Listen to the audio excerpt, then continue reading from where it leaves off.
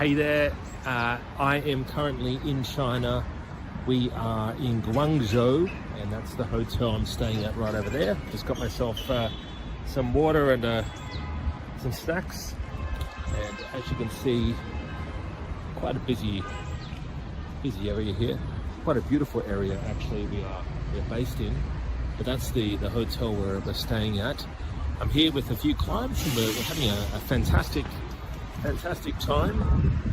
Just basically getting started, finding suppliers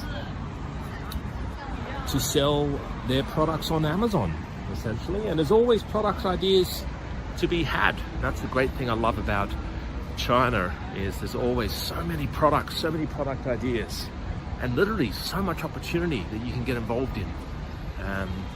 Hey, if you ever want to come to China, we come here quite often.